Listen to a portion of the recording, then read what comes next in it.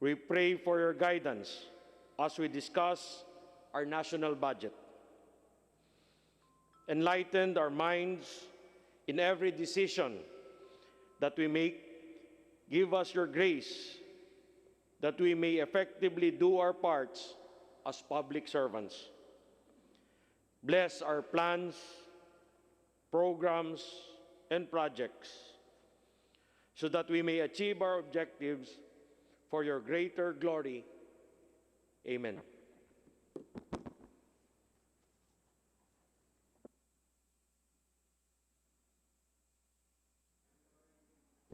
Our guests to be seated. Good morning. The chair would ask the committee COMSEC to recognize the members of the House physically present and also those who are present via Zoom. COMSEC.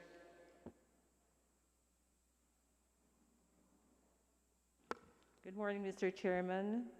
Physically present on the floor are Vice Chairman Jocelyn Lim Kaichong, Representative John Baronda, and Representative Sarah Jane Elago.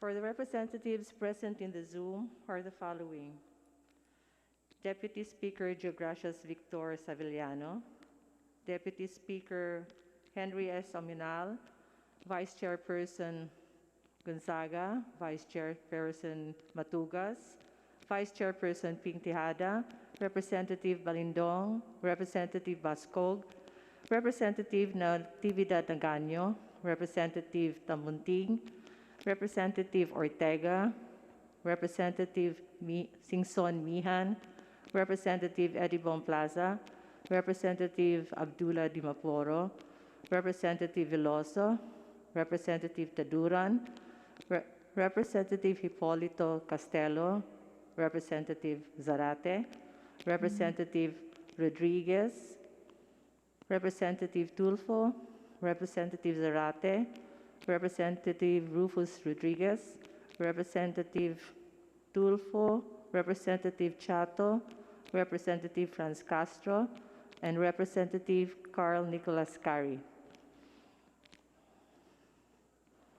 Thank you, COMSEC. Also, the chair would like to ask you to recognize also our resource persons present here today. For the resource person present here today, we have Court Administrator Jose Maitas Marquez and Deputy Court Administrator Raul Villanueva. In the Zoom present are from the Supreme Court, we have Associate Justice Alexander Gesmundo and Associate Justice Rodil Zalameda. For Court of Appeals, we have Acting Presiding Justice Remedios Salazar Fernando, Associate Justice Fernanda Lampas Peralta, Associate Justice Danton Buicer, Associate Justice Edwin Sorongon. For the Sandigan Bayan, we have Associate Justice Ann de la Cruz, Associate Justice Marian Manalac, Associate Justice Geraldine Faith Ekong. We also have Presiding Justice Amparo Cabotaje Tang and Justice Carl M. Miranda. For the Court of Appeals, Tax Appeals, we have Presiding Justice Roman G. Del Rosario. Also, Mr. Chairman, we also have Deputy Speaker Aurelio Don Gonzalez present in the Zoom. Thank you, COMSEC. Also, please register. Also attending via internet, Deputy Speaker Paulo Duterte, APRO Chairman Eric Goyap, and also Vice Chairman Representative Jonathan C. Alvarado.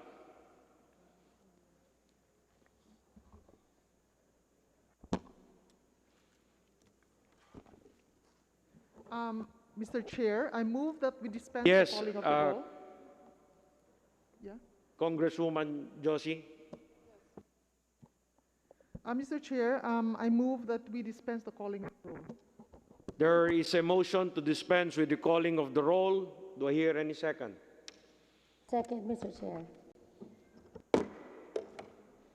So we now go on to our list of interpellators. The chair would like to recognize first from the minority, Representative Franz Castro.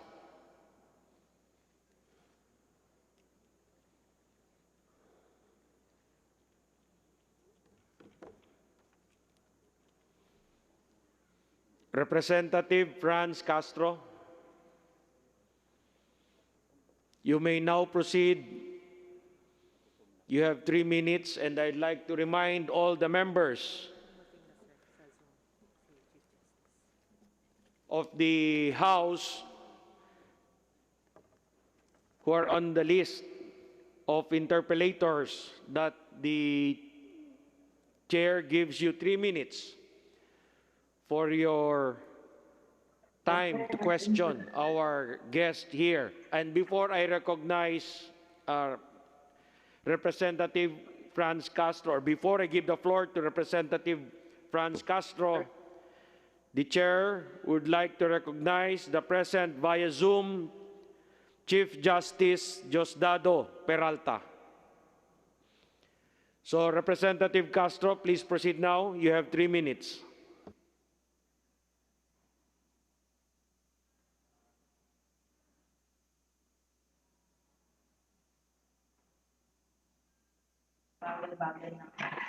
Good morning, Mr. Chair. Magandang umaga po sa ating mga kapamilya sa Judiciary. Siyempre po yung ating mga kasamahan, mga colleagues. Magandang umaga po. Mr. Chair, almost 9.35 billion ang binawas mula sa Supreme Court proposal na 47.061 billion. Ang inilaan lamang sa NEP ay 37.708 billion sa total na budget for 2021. So halos 2 billion lang ang itinaas sa budget mula sa 35.9 billion noong GAA 2020. Kailangan din ng courts na mag-adapt at mag-upgrade sa mga new normal. Pero ito lang po yung mga pondong inilaan sa kanila. In fact, Mr. Chair, in the General Administration and Support, meron pong 88% na total na tinanggal. Tama po ba ang tingin ko po? Tama po ba, Mr. Chair? Can I ask the confirmation of the Judiciary? The chair would like to recognize the court administrator. Maraming salamat po, Mr. Chair. And before I answer, may I greet everyone here, pleasant morning, especially those who are here in the session hall. No? Of course, the Chair, Congressman Manix Dalipe, and then si Congresswoman Lim Kai Chong and Congresswoman Sarah Jane Ilago. Magandang umaga po sa inyong lahat. At tungkol naman po dun sa tanong ni Congresswoman Franz Castro, if I may present yung first few slides, no, just to verify yung tanong po ni Congresswoman Castro, no. Can we show the first slide po? Doon po sa ang tama po si Congresswoman Castro, no, na from the 2020 budget of 41.23 billion, ang in-increase lang po na nakalagay po sa NEP ngayon ay 2.31 billion. So ang increase from the 2020 budget to the 2021 NEP is only 2.31 billion. And that comprises mga salaries, no? Kasi by law, tumaas po yung mga sweldo ng ating kawani sa hudikatura. So talagang kailangan po tumaas ang budget ng konti. Pero doon po sa aming proposed 2021 budget, ang hinihingi po namin ay 55.88 billion. No? And when I say proposed budget for the Judiciary, lahat na po ng korte to, no? Supreme Court, Court of Appeals, Sandigan Bayan, Court of Tax Appeals, kasama na po yung Presidential Electoral Tribunal, and our first and second level courts, no, na mahigit 2,000 sa buong Pilipinas. No? So ang hinihingi po talaga namin ay 55.88 billion. No? But ang binigay lang po sa NEP ay 43.54 billion. So meron po tayong variance, no, or difference na 12.34 billion. No?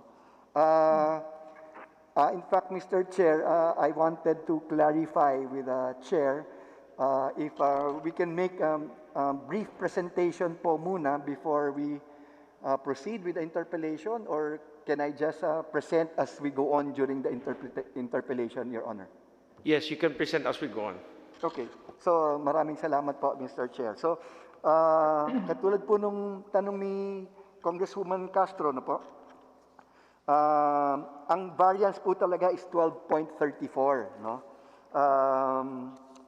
But out of the 12.34 variance, ang gusto ho sana naming hilingin ngayong umaga, no, dito po sa House of Representatives, is for an additional 6.58 billion, no? Instead of the variance na 12.34 na binigay sa NEP, hindi na po namin hihingin yung kabuuan na 12.34 billion. Instead, we will just be pleading for 6.58 billion. Ito pong 6.58 billion ay we can break this down, no? Sa Supreme Court at saka sa lower courts, additional 5.07 billion in addition to the NEP. For the Presidential Electoral Tribunal, no, na siya pong dumidinig ng protesta ngayon, 15.35 million lang po ang additional na hinihingi. For the Court of Appeals, 994.5 million. For the Sandigan Bayan, 406.4 million. And for the Court of Tax Appeals, 98.5 million. No? For a total of 6.58 billion. So, yan lang po yung hinihingi namin through a motion for reconsideration in addition to the NEP of 2021 for the Judiciary. Later on, siguro, I can proceed with the breakdown of all these amounts, no? As we go on with the briefing or hearing, Your Honor. Unless you want me to proceed now. Okay. Mr. Chair? Yes. Can we just ask for the written amount or a copy of those mentioned by the court, by the clerk of court on the 6.48 billion? Can we have a copy of that, Mr. Chair? The So that chair would in like due to time we request can, the court amend. administrator to furnish the Committee on Appropriations the breakdown of the 6.58 billion.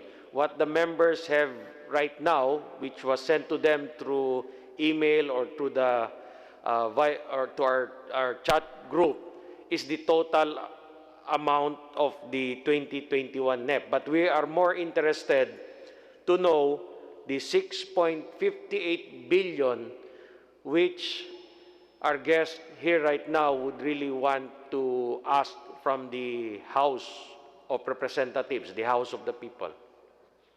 Court Administrator. Yes, Your Honor. Opo, Congresswoman Castro. In fact, kasi po ang aming original schedule was supposed to be on Monday pa, but na-move tayo. Last night, we were able to send our PowerPoint presentation lang, which already actually details all these, no? But after today's hearing, we will formally write Your Honors, no? The House of Representatives, to formalize our motion for reconsideration, including the breakdown, no, for the 6.58 billion.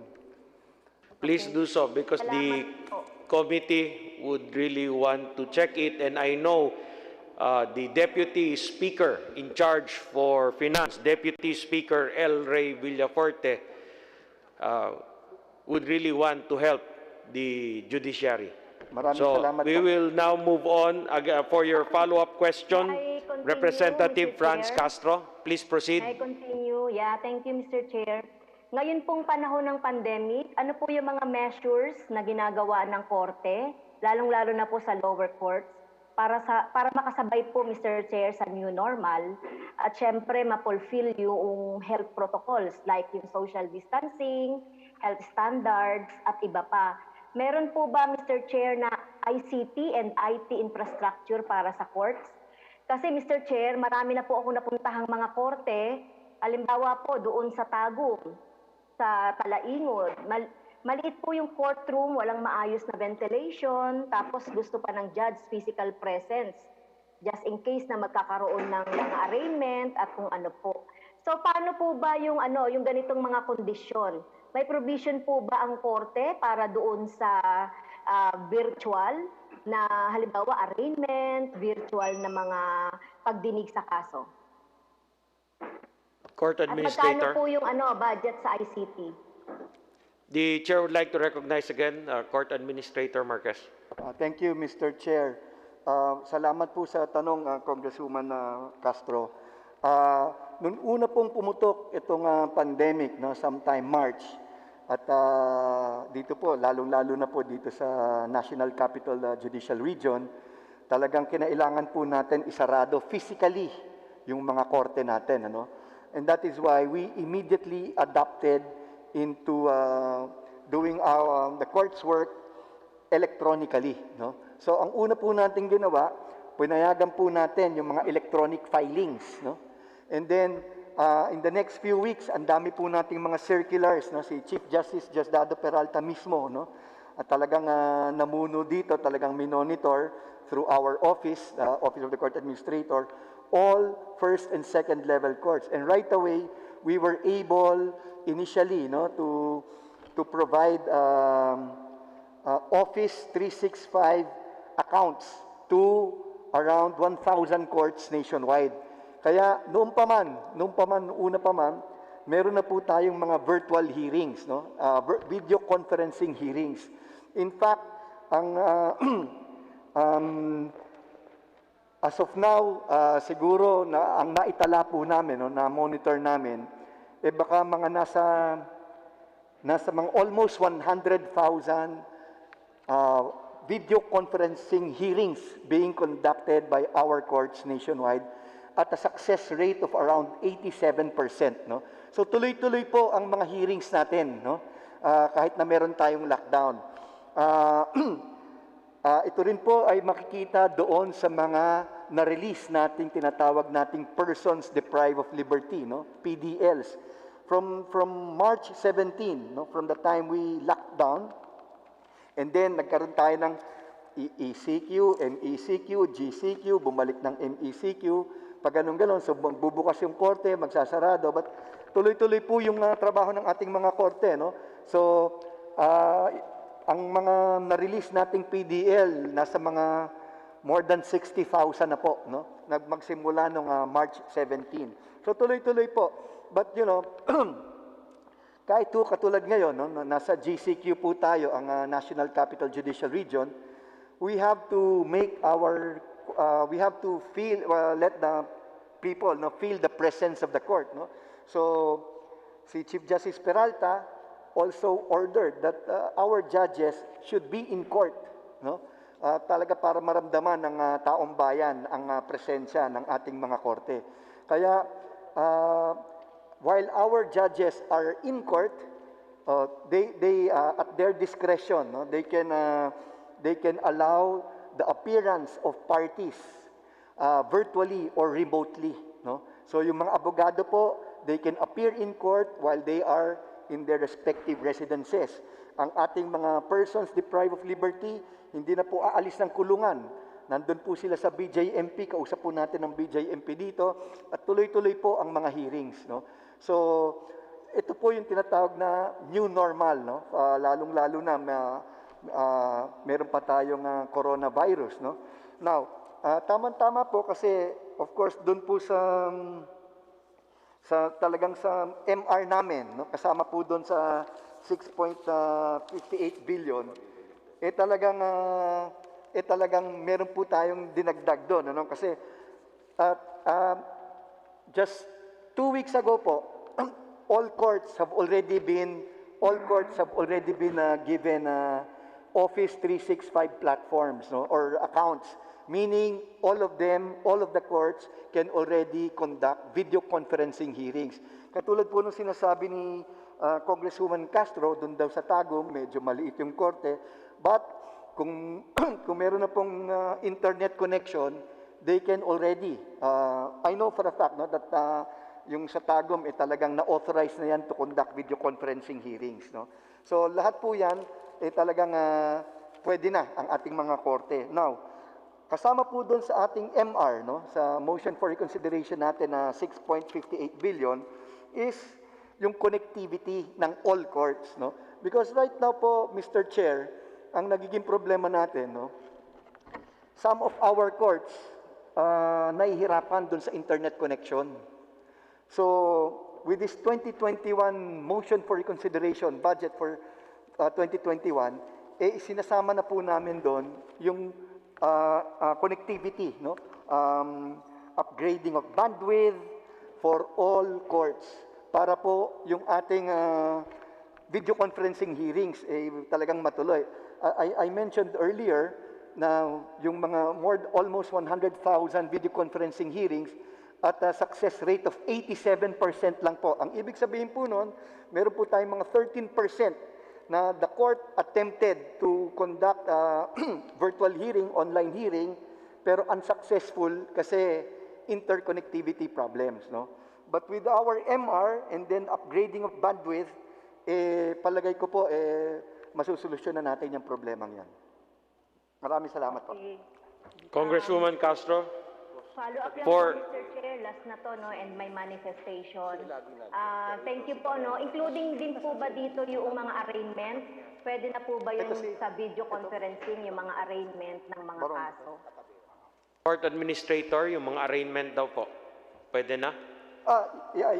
Yes, Your Honor. Ang video conferencing hearings po natin, nung una, no, katulad po ng nasabi ko kanina, talagang minonitor po ni Chief Justice Peralta yan, simulang-simula pa.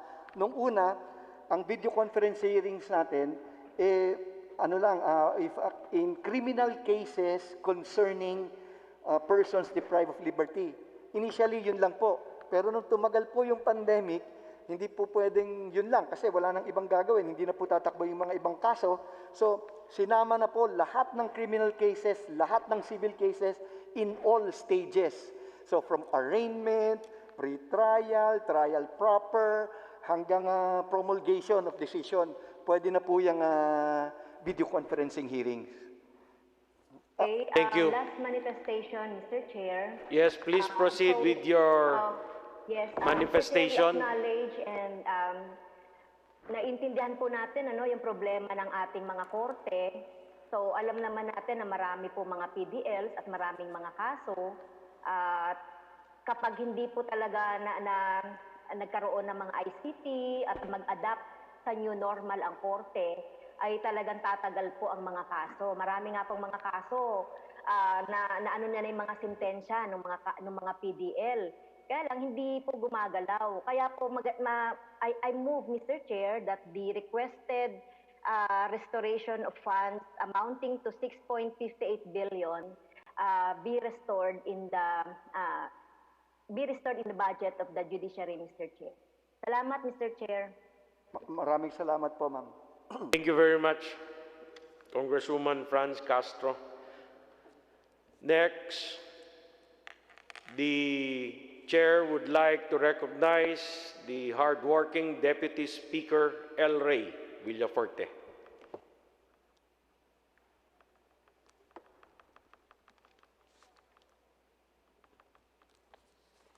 Deputy Speaker El Rey Villaforte.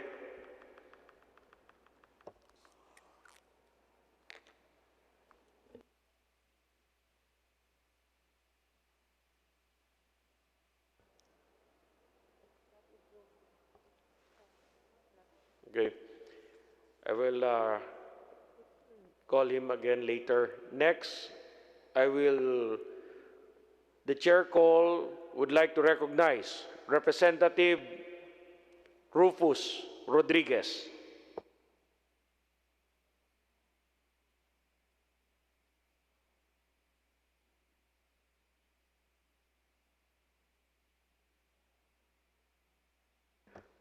Representative Rufus Rodriguez, Yes, Mr. Chairman. please proceed. You have Thank 3 you, minutes. Mr. Chairman. First, good morning to the Chief Justice of the land, Justice Susdado, Chief Justice Susdado Peralta, and the Associate Justices of the Supreme Court. And also to Presiding Justice of the Court of Appeals, Remedios Salazar Fernando, the Sandigan Bayan Presiding Justice, Amparo Kabutahi-Tang, and also our head and Presiding Justice Court of Tax Appeals, Roman Del Rosario. Good morning to all in the family of the Judiciary. Mr. Chairman, as earlier pointed out, the Supreme Court and the Judiciary would need an additional 6.58 billion pesos. This is just one half of what has been requested by the Judiciary of 12.34 billion to be able to perform well and to be able to efficiently discharge justice in this country. It has been well known that our judiciary receives a small portion of our budget, the 4.5 trillion budget, and a small percentage of our GDP. Compared to our Asian neighbors, we have always been lagging behind because we fail to give to the judiciary what it deserves and it really needs. And that is why I am here, Mr. Chairman, to be able to express my support, and we would all should join the Supreme Court in requesting for the augmentation of what has been given by the DBM in the NEP of 6.58 billion, because that will increase the budget of the Supreme Court, the Court of Appeals, the Sandigan Bayan, and the Court of Tax Appeals.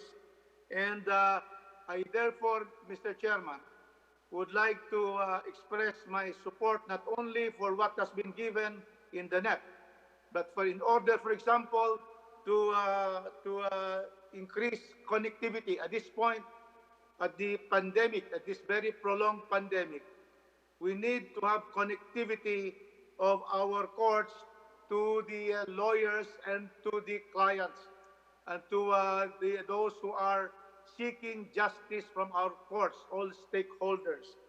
And because of that, I will therefore just end this manifestation with a statement of my strong support. And I know that our good chairman, Chairman Dalipe, will lead all of us, members of the Judiciary Committee, and also members of the Committee on the Committee on Appropriations, that in the plenary, Mr. Chairman, we should be able to bring in and augment what is needed by the judiciary. More than ever, in this time of the pandemic, we need a strong judiciary. We need a strong judiciary that can connect to all stakeholders. And therefore, with that, Mr. Chairman, I'd like to therefore end this manifestation by strongly supporting the augmentation of 6.54 billion to the judiciary. Thank you very much, Mr. Chairman. Thank you very much, our Congressman Rufus Rodriguez. The chair notes your concern for the judiciary. Court Administrator Marquez, you have the floor. Thank you, Mr. Chair. Nagpapasalamat lang po kami kay Congressman Rufus Rodriguez. Tama po yung kanyang sinabi, no, na in fact doon po sa 2020 budget, no, ito pong budget for this year, ang budget po ng judiciary is not even 1% of the budget of the country. No? It's only 0.9% po. So talagang nagpapasalamat po kami no, sa pledge of support ni Congressman Rodriguez. Before I proceed, Mr. Chair, may I just recognize and greet Congresswoman Jam Maronda, hindi ko po nabati kanina, no? And Congresswoman Nina Taluran, nakararating lang din po, na hindi ko rin na po nabati, pasensya na po. Maraming salamat po. And before I proceed, Your Honor, kasi kanina po na ang request namin yung 6.58 na motion for reconsideration, meron pa po kaming dalawang request doon po sa special provisions, no? Special provision number 2 and special provision number 7, no? Doon po kasi sa NEP, meron pong wording, no? Doon sa special provision number 2, and this pertains to our special allowance for justices and judges, yung tinatawag po na SAJ, no? At nakalagay po dito, if I may read part of it, no? The Please special proceed. allowance, the special allowance of justices and judges and all other positions in the judiciary with equivalent rank, which have already been fully integrated into their salaries, shall cease to be granted. And then the amount of 672 million, and so forth and so on. Meron lang po kaming counterpart proposal, no? And this counterpart proposal naman po has been requested for the last 5 years, and na-approve naman po, no? Sa previous GAA. So ang pakiusap po namin, if we can just adopt the previous wordings of the previous GAAs, no, instead of the wordings that the 2021 NEP is putting, no. Nakalagay din po yun doon sa aming PowerPoint presentation, yung previous yung proposed wording namin, which is consistent, as I've mentioned, in the previous GAAs, no. Ganun din po sa special provision number 7, and this refers to maintenance and other operating expenses, no, yung MOOE for lower courts, no. Nakalagay po kasi doon, it will be directly released, no, to the lower courts. Meron din kaming counter proposal, nire-release din naman talaga namin yan directly, but we have kasi po to determine, no, the needs of each court, kasi although yung mga katulad halimbawa regional trial court, no, hindi naman po natin pwedeng bigyan ng same amount lahat ng regional trial courts, because the needs of the regional trial courts in NCJR may be different from the needs of the regional trial court in other areas, no, lalo na kung mabababa yung caseload nila. So hindi po natin pwedeng bigyan ng same amount. So yun lang po ang request namin. Nakasubmit na rin po, no, yung proposed rewording namin for both special provisions number 2 and number 7. Okay, Yun lang po, noted Your by the Honor. chair. Next, the chair would like to recognize Representative Ferdy Gaite.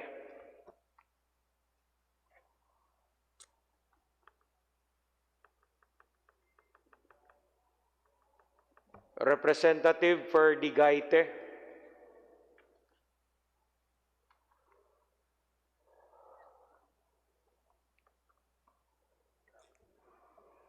I'll go back to Representative Ferdy Gaite later. The chair would instead recognize Representative Euphemia Kulyamat.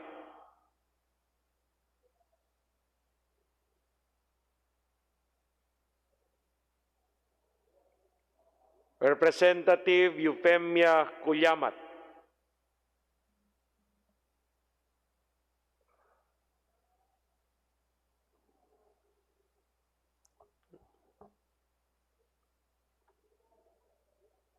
Okay, I'll go back to Representative Kulyamat later. Next, the chair would like to recognize Representative Carlos Zarate.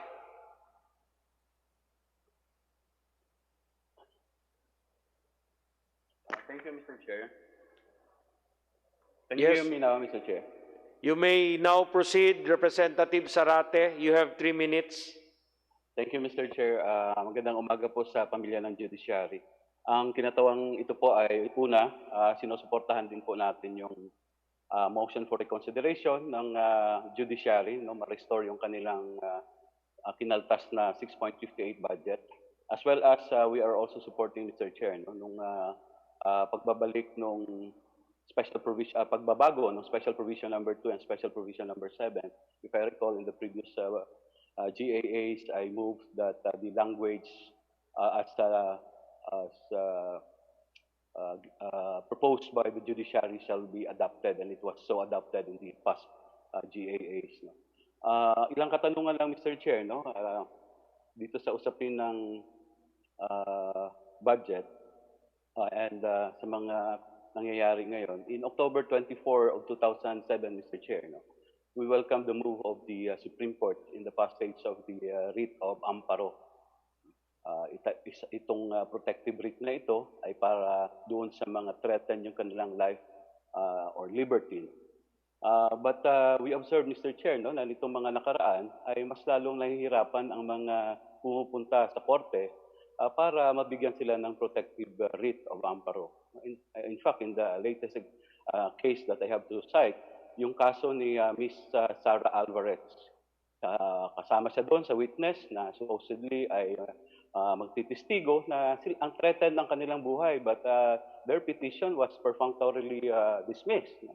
And where is Miss Sarah Alvarez now? She was shot last October 17. No? At yung malinaw yung affidavit na sinabmit niya doon sa korte na yung buhay niya is threatened at natatakot siya na mamamatay siya because she was tagged as terrorist, she was tagged as communist, no, and all the others. No? So ang question ko siguro, Mr. Chair, no, tumitindi itong ganitong mga kaso at ang isang naisip lang ng mga mamamayan, ordinarong mamamayan, ay dumulog sa korte. But if the court can no longer protect them, saan ho pupunta ang ating mga mamamayan? So wala ho bang naisip ang ating Judiciary, ang ating Korte Suprema na pagbabago dito sa rules ng writ of amparo, Mr. Chair? The Chair would like to recognize Court Administrator Marquez. Maraming salamat po, Congressman Zarate, no, for your manifestation of support. Totoo po yun, ano, ang ating pong rules on writ of amparo, yan po ay was issued by the court 2007 or 2008, no? So mahigit 10 taon na po ang ating writ of amparo. Siguro ang pwede po natin gawin ay we will review, no, the procedure for the writ of amparo, and we will see how we can strengthen, no, the writ of amparo to in effect strengthen those who come before the courts, no, yung pong dumudulog sa ating mga korte at humihingi ng proteksyon, ano. Pero Your Honor, ang gusto ko lang pong sabihin, no, na ang korte po pag nagbigay na po ng utos, no, we also rely, no, on other stakeholders, no, to implement the decision of the court, no. So kung halimbawa meron po tayong isang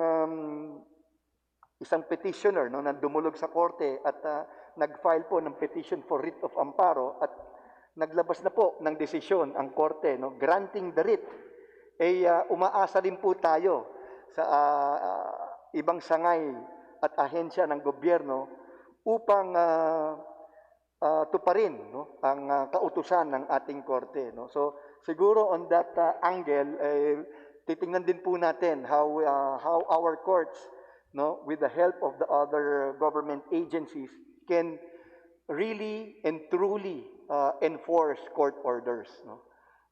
Yun po ang aking masasabi as of now.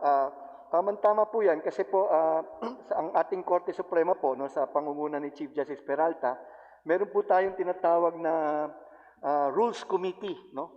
At ito po, ang rules po natin ay evolving, no? At maya't maya, ito po ay nire-review, no? At ang chairperson po ng ating Rules Committee ay si Chief Justice Peralta mismo. So I'm very certain, no, that Chief Justice Peralta will welcome the review of the procedure for filing petitions for writ of amparo, and to see how we can strengthen this remedy that was given by the court more than 10 years ago. Maraming salamat po. Maraming salamat, Yes, Sir you Chair, may sa naging continue, Congressman katugunan ni Sarate. Administrator Maidas. Ano? At sana po yung pag-review niya na yan ay will be made the soonest. No? Wag na ho nating antayin na yung mga, before that, just a disclosure, ako po ay 2 beses na rin nag-file ng petition for writ of amparo sa korte at sa 2 okasyon na ito ay na-dismiss po yung petition. No? So siguro po isang pwedeng panumungkahin natin, no? Wag sana yung burden na sa petitioner, no? Nahihirapan ng mga petitioners to prove, no? Bago may so it defeats the purpose of the writ of amparo na protective writ ito, no? At wag na ho nating maantayin na masundan pa ang kaso ni Sara Alvarez na dumulog sa korte at ngayon na siya ay napaslang na no October 7. August 7, Attorney Ben Ramos, no, from Bacolod, also from Negros, katulad ni Sara, napaslang din, no? So, of course, tama po yun, kailangan ng cooperation ng other agencies, no? But first and foremost, kaya po tayo pumunta sa korte, ay kailangan natin yung mantle of protection, no? Dahil wala nang, pag pumunta ho sa korte, di ba, yun ang sabi sa atin, ito ang huling takbuhan ng ating mga mamamayan.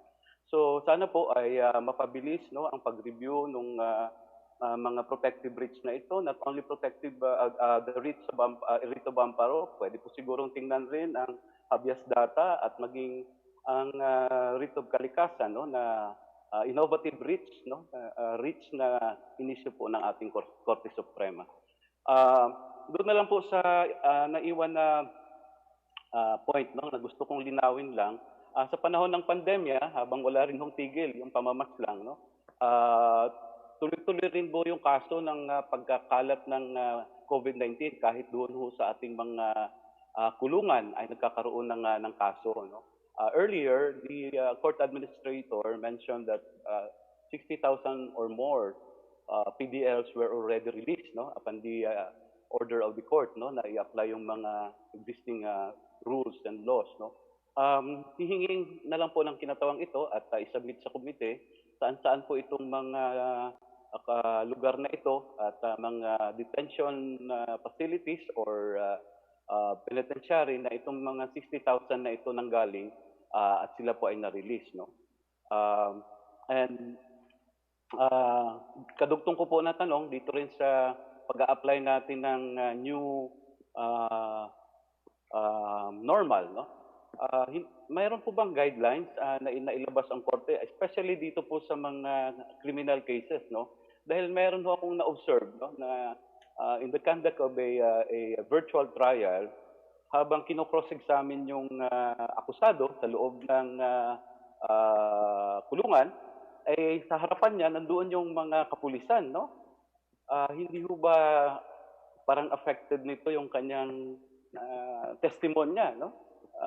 Na hindi ito voluntary na ibinigay yung kanyang testimony. No? So yun po ang ilang mga siguro mga related questions dyan, no? Especially as we adapt in this new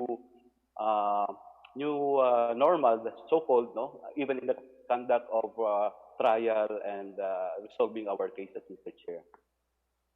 Okay, thank you. That will be the last manifestation and the question as presented by Congressman Sarate. The chair would now recognize Court Administrator Marquez for the reply. Maraming salamat po, Congressman Zarate, no, for those inputs and comments. Sagutin ko lang po ng kaunti. No? I'd like to take this opportunity, no, kasi napag-usapan po kanina, how can we ensure the implementation of court orders, no? At nabanggit din po ng inyong lingkod at ni Congressman Sarate that in many instances, we have to rely on other branches of government, other agencies of government to implement court orders. No? On that respect po, meron pong pending bill no, before Congress at nakapag-hearing na po tayo sa mga committees, yung aming pong proposal for judicial marshals. No? Yung judicial marshals, aside from providing protection and security for our justices and judges, it will also aid no, or ensure the implementation of court orders. No? So in that, itong pagka meron na po tayong judicial marshal, ang ating reliance no, to the other agencies, branches of government, will be reduced because we have our own judicial marshals to implement court orders, no? So, doon po sa writ of amparo, pag sinabing kailangan na proteksyonan yan, at kung meron na po tayong judicial marshal, eh, papasok na po yan doon, ano? I understand po yung bill for the creation of judicial marshals ay nakatapos na po yata ng ilang readings at malapit na po yatang dinigin, no, sa plenary. So, humihingi rin po kami ng suporta, no, for the enactment of the bill on judicial marshals. Doon po sa susunod na mga katanungan ni Congressman Zarate, kung meron po ba tayong mga sa rules, no, para mapabilis, nito pong 2018, no, si Chief Justice Peralta, naglabas po siya ng guidelines. Hindi pa po siya punong maestrado noon. He was one of the senior associate justices of the court. Naglabas po siya ng guidelines at ito naman ay kinatigan ng ating kataas-taasang hukuman, yung guidelines on continuous trial in criminal cases, no? Ito pong guidelines on continuous trial in criminal cases eh naglagay na po ng mga timelines, no? O kung gaano katagal dapat ang isang hearing at ang isang kaso sa regional trial court at sa first level courts. And we have been continuously monitoring, no, yung implementation and effectivity of these guidelines. And we are very happy, no, to announce that it has been very, very effective, no. So yung mga hearings po natin in criminal cases, eh talagang umiksi na, no, because our courts, our trial courts, no, have been using and implementing this continuous trial on criminal cases, no. At doon po sa huling tanong ni Congressman Zarate po, tungkol po doon sa mga PDLs natin, ano, na humaharap virtually, pero kasama po yung sinasabi po na banggit po niya, eh kasama po yung mga kapulisan doon. So hindi tayo sigurado if the PDL, no, can testify freely. Well, unang-una po, doon po dito sa ating guidelines on virtual hearings or online hearings, video conferencing hearings, ang ating pong akusado, no, ay merong diskresyon kung saan lulugar yung kanyang abogado. Doon ba sa tabi niya sa kulungan? Doon ba mismo sa loob ng korte? Or will the defense counsel be appearing remotely in another location? So siguro po, para kung talagang gusto nating masigurado, no, that our witnesses, especially the accused, no, will be testifying freely, siguro po, pwede naman niyang i-request na yung kanyang abogado mismo ay tatayo doon sa tabi niya, no, doon sa kulungan, no. Isa pa po, karamihan po ng ating mga PDLs who are testifying remotely are actually testifying in BJMP facilities, no. So ang nandoon naman po yung warden, no, yung BJMP warden, hindi naman po yung mga pulis mismo na nag-file ng kaso against doon sa PDL, no. So yun lang po ang aking masasabi sa mga punto na raise po ni Congressman Zarate. But again, no, nagpapasalamat po kami kay Congressman Zarate sa kanya pong manifestation of support. At we are also giving the assurance to the good congressman, no, of our commitment to still improve our rules, make it more effective and efficient and responsive to the needs of our court users. Maraming salamat po, Congressman Zarate. Thank you, Court Administrator Marquez.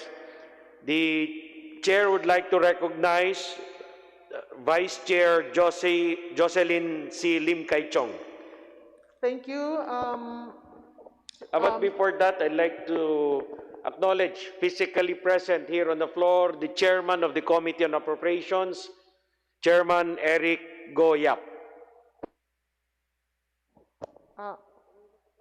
Good morning, Mr. Chair, and I'd just like to make a brief manifestation. We are one with the Judiciary in their clamor for an increase of 6.58 billion in their total budget for 2021. And this additional allocation will improve the overall operations of our courts and will ultimately result in the faster and more efficient disposition of cases. It should be noted that the number of unfilled positions in the judiciary is lower in 2020 at 12,861 compared to 13,506 in 2019. Although this is a notable improvement, we cannot disregard how the unfilled positions in our courts is a perennial problem that hinders the swift administration of justice.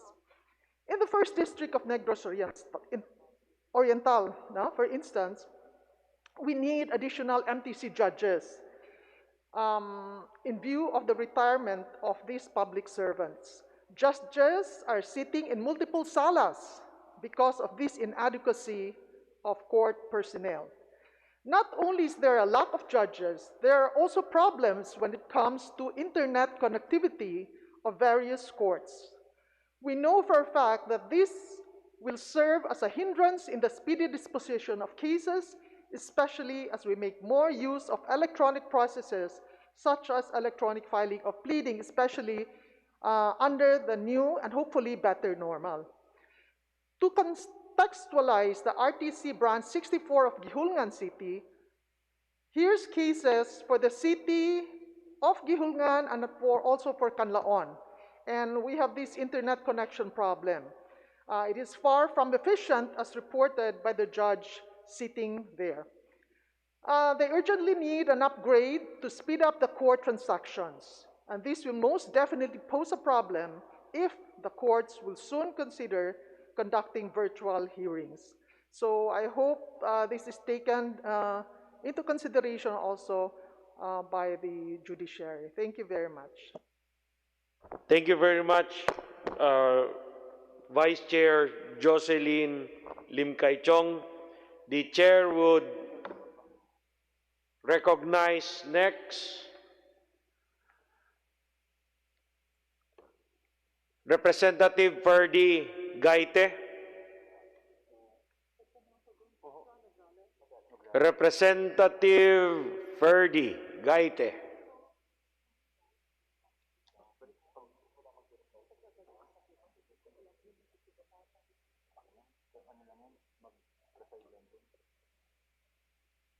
Representative Ferdy Gaite.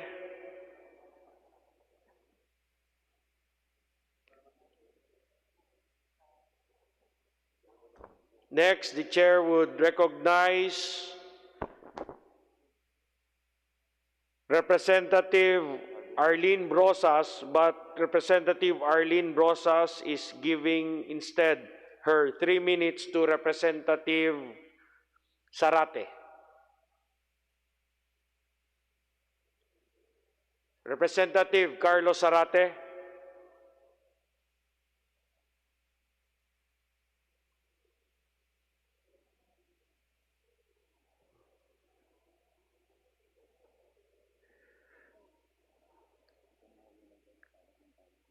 Representative Carlos Sarate, are you still there?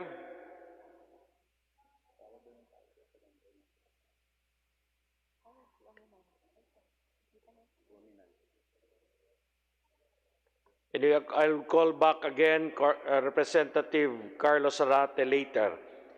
The chair would like to recognize Representative Sara Elago.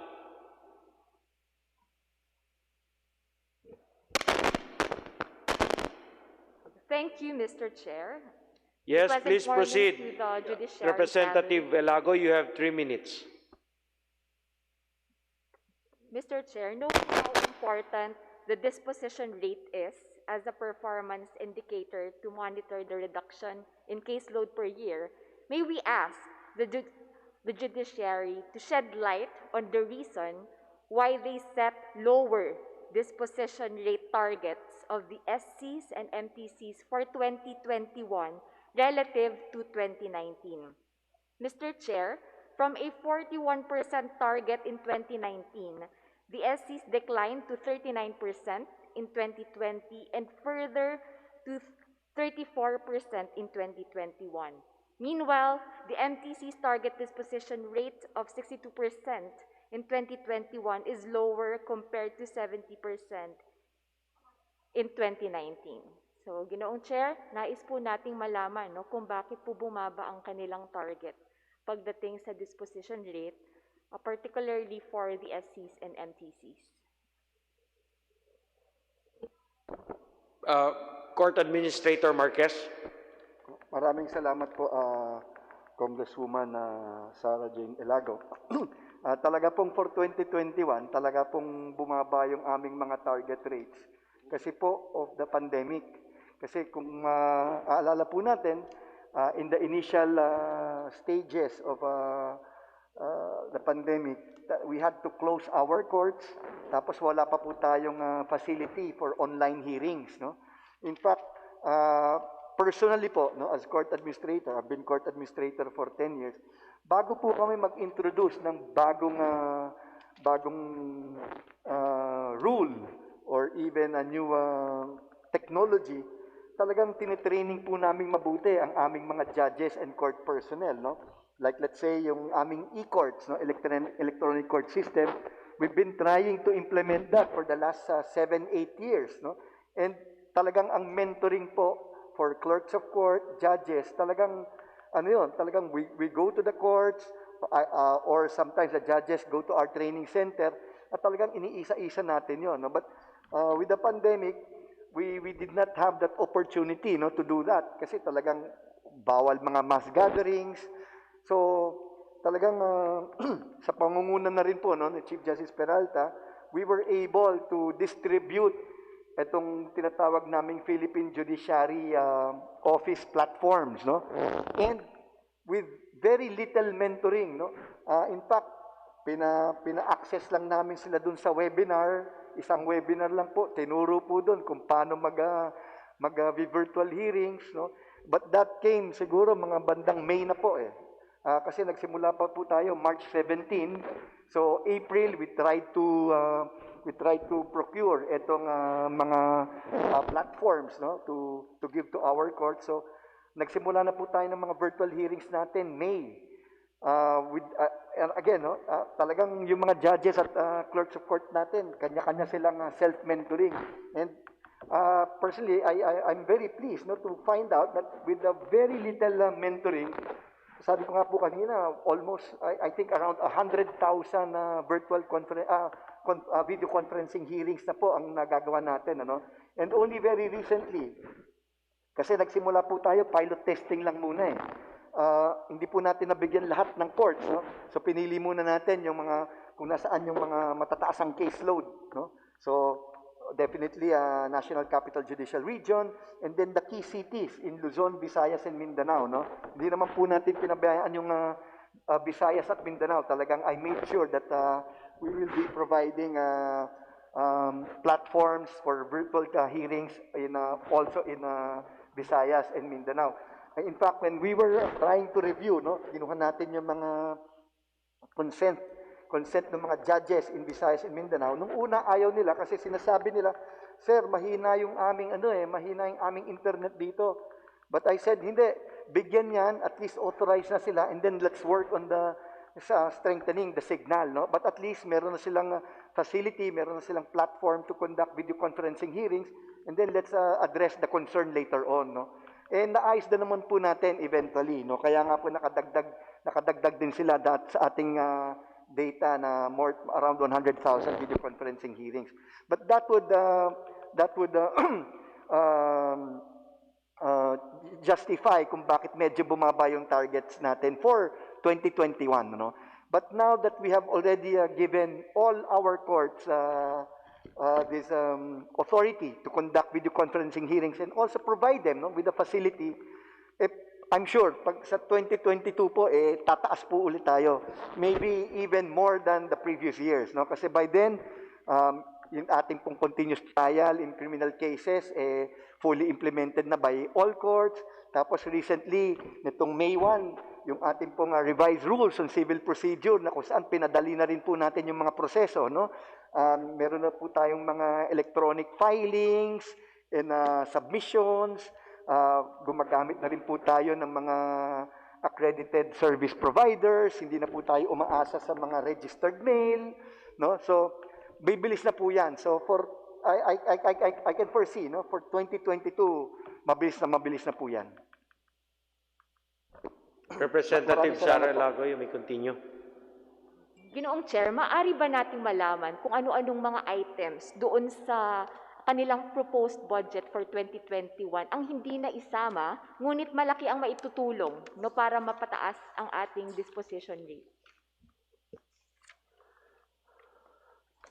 The Court Administrator. Yes, Your Honor. Well, unang-una po, nandito po, meron po dito yung ano, no, yung yung strengthening nung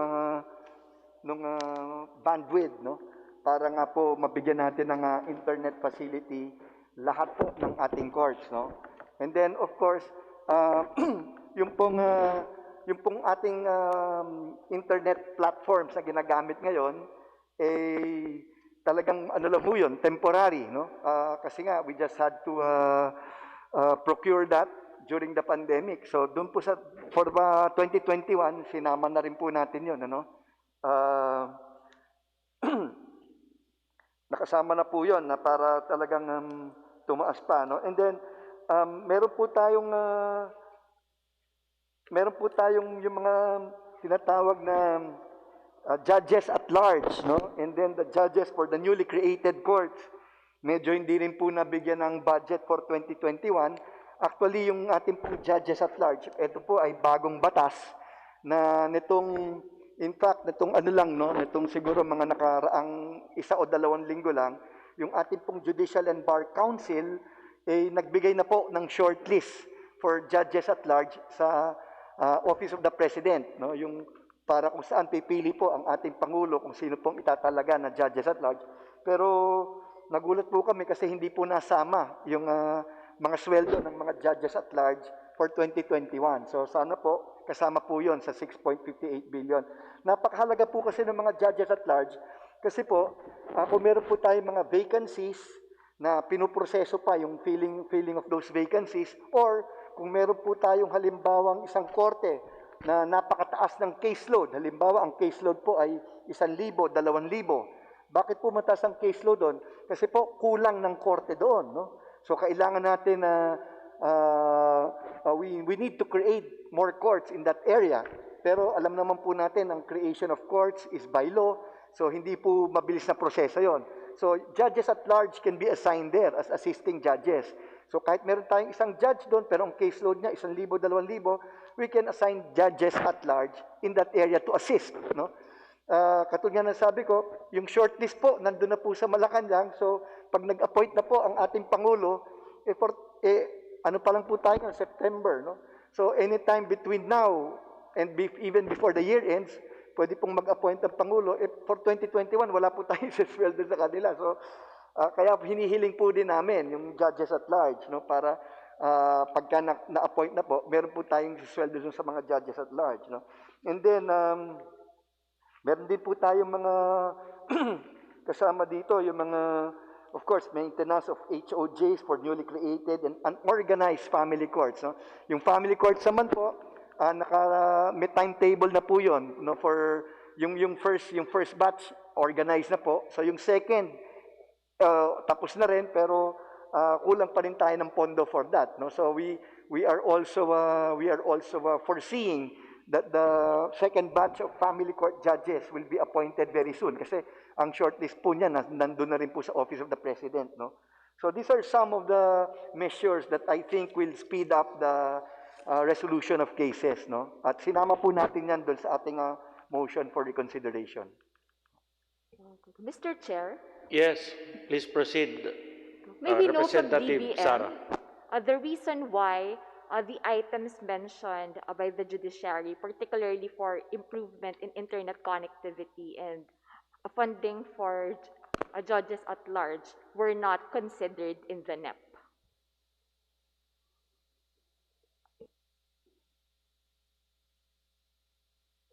Do we have any representative from the Department of Budget and Management attending the budget briefing right now of the Judiciary?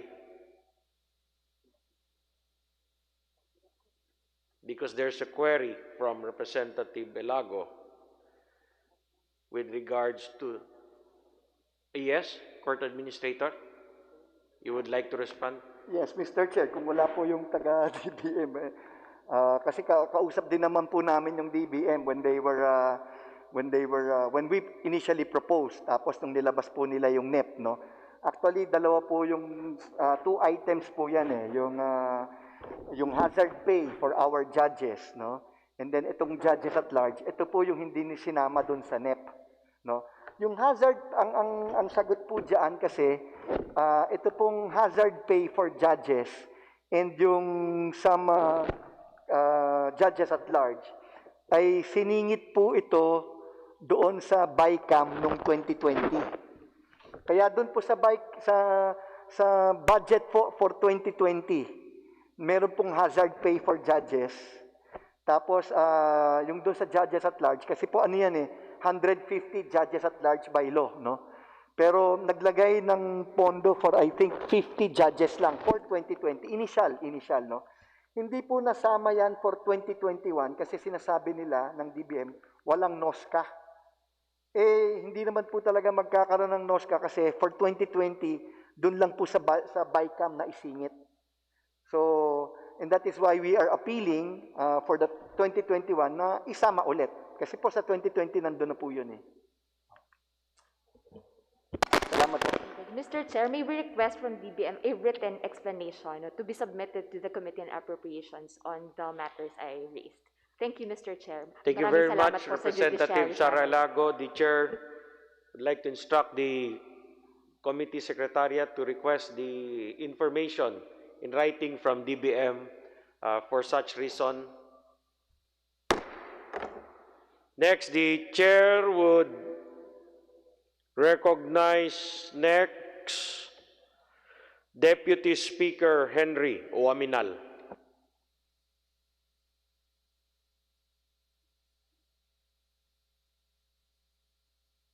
Deputy Speaker Henry Oaminal.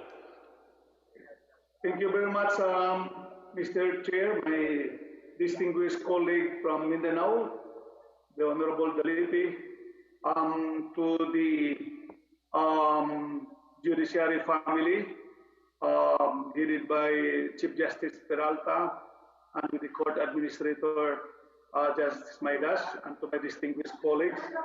First, I would like to make a manifestation, Mr. Chair, that this humble representation fully supports the budget of the Judiciary and also the motion for reconsideration that we have filed of that 6.58 billion pesos, including the amendment of the special provisions as cited by Court Ad Maidas. And I would just like to inform the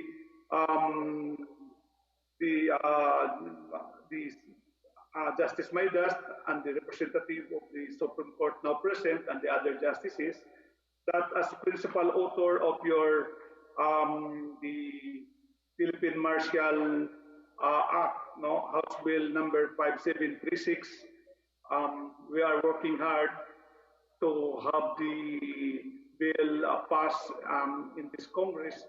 Tapos na sa Justice Committee, it went tapos na rin sa Ways and Means, and I had talked to Speaker Cayetano that this has to be acted by the Committee on Appropriations after this budget deliberations of the GAA 2021. And I would appeal to my distinguished colleagues that if there are any questions related to this Philippine Martial Bill, which is also known as the Judiciary Martial, I would appreciate that you will reserve your questions in the plenary. These representations would be very willing to answer such. And because in this budget hearing, you know, the Supreme Court, the Judiciary enjoys the fiscal autonomy, and we hope other matters not related to the budget would more or less not delay the approval of the budget of the Judiciary. Mayroon lang akong isang pakiusap with Justice Maidas. We had approved Republic Act 11382 and this is the creation of new RTC Sala in the city of Osamis, second district of Misamis Occidental.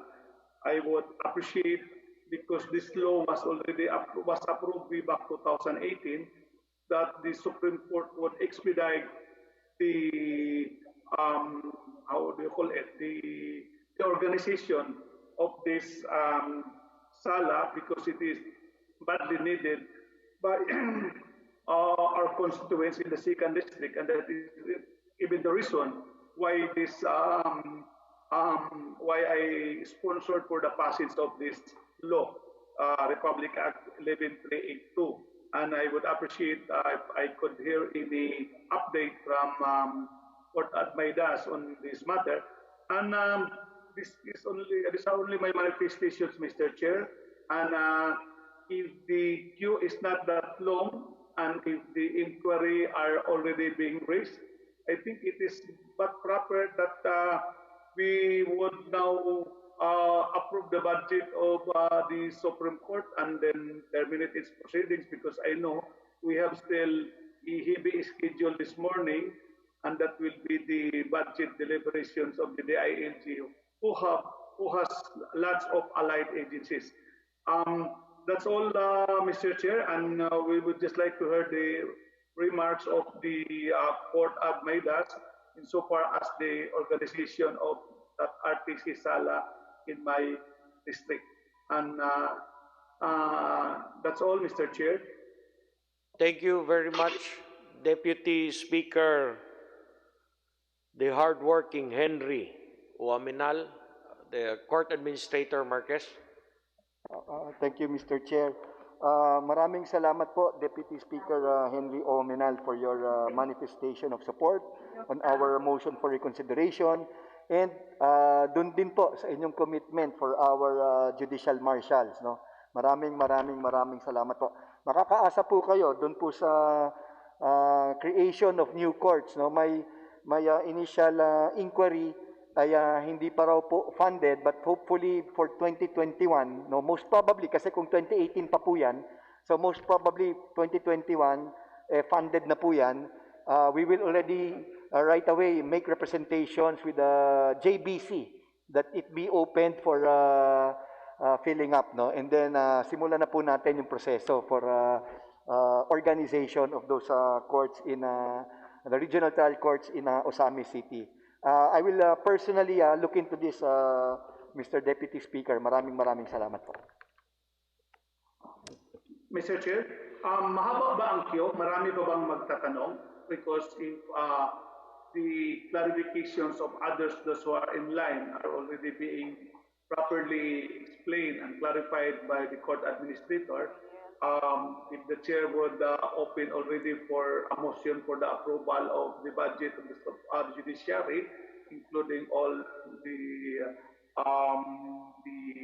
motion for reconsiderations and the special provisions that they want to be amended. Mamaya pa, Deputy Speaker. We will, 3 more. Mamaya. Okay. So the chair would recognize next Representative Ferdy Gaite. No? Representative Ferdy Gaite. Okay, Mr. Chair, I yield to those 3 others who would like to take the floor and make their interpellations or manifestations in relation to the budget. Thank you very much, Deputy Speaker Oamenan. The Chair, chair would now recognize again, I Representative Ferdy Gaite. Yes, Mr. Chair. Thank you very much for this opportunity to ask some questions regarding the proposed budget for the judiciary. Salamat po sa ating mga kinatawan ng Judikatura kay Justice Maidas Marquez for being with us this morning. I was checking, Mr. Chair, the presentation made by our CPBRT, and I have some questions regarding the data because this concerns the adjudication of cases by the courts. one of the key sector of quick facts presented here is the large number of vacancies in our courts. Accordingly, it's 26.3%, more than one-fourth. Kagalang-galang the Chair, ano bang mayor na rason kung bakit napakataas pa rin ang bilang ng vacancies na ito? At ikalawa, ano po yung mga ginagawang hakbang ng ating judikatura para mapunuan ito? Kasi this affects the caseload of our judges and of course, in the administration of justice, may malaking epekto ito sa bumabagal na proseso ng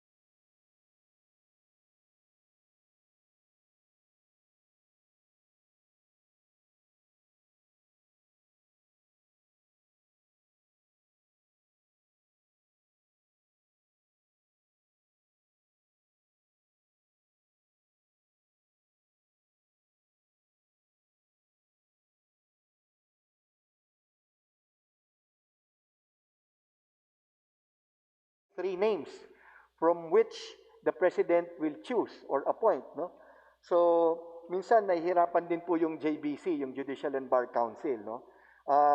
Pagka na-post na po yung vacancy, magi-interview po yan, tapos at saka po magbobotohan yung JBC, and then padadala po yan sa Office of the President. So that process itself po medyo hindi mabilis, no? And that's what accounts for these continuing vacancies, no? Meron din po tayong yung mga vacancies na for newly created courts, no? Ganun din po 'yon. Kung newly created court po naman 'yan, na-appoint na po yung judge, hindi pa po yan kaagad makakapag-perform ng regular functions kasi wala pa po yung staff.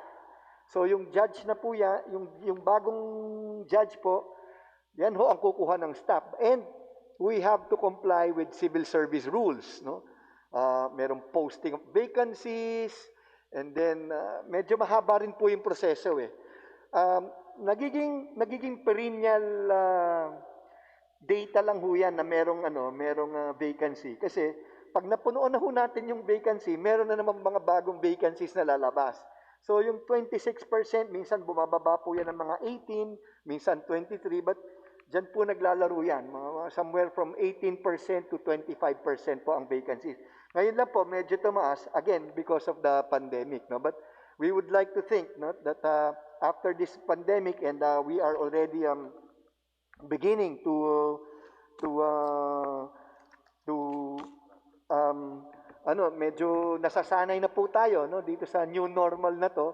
So medyo bumabalik na rin po yung ating mga proseso, no. So we would like to think that within the remainder of the year and all throughout next year, medyo back to normal na po tayo. So babalik na po yung ating yung mga meetings na tuloy-tuloy, no, kasi katulad po doon sa lower courts, no, yung vacancies sa mga court personnel, meron po tayong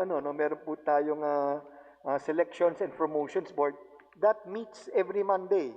Talagang walang paltos po 'yon. Talagang every Monday at talagang nire-resolve lahat ng vacancies na 'yan, no. Again, natigil 'yan nung unang pumutok yung pandemic, but now we meet every Monday virtually, no? Online. So tuloy-tuloy na naman po ulit, no? Ganun din po nangyari sa JBC. Medyo naantala sandali, pero ngayon po tuloy-tuloy na rin po ang meetings ng JBC. So I can foresee, no, in the next few months yung 26% na sinasabi po ni Congressman Gaite ay bababa na po yan, no? Back to the usual siguro mga 18 to 20%, but that's the usual vacancy rate po. Thank you. Representative Gaite, you may proceed to your next question, and the chair would like to inform you that Representative Kulyamat yields her 3 minutes. She gives it to you, so you have an additional 3 minutes, Representative Ferdy Gaite. Salamat po, Mr. Chair. Salamat po sa kasagutan dahil aware po ang kinatawang ito sa problema talaga ng marami nating vacancies sa courts.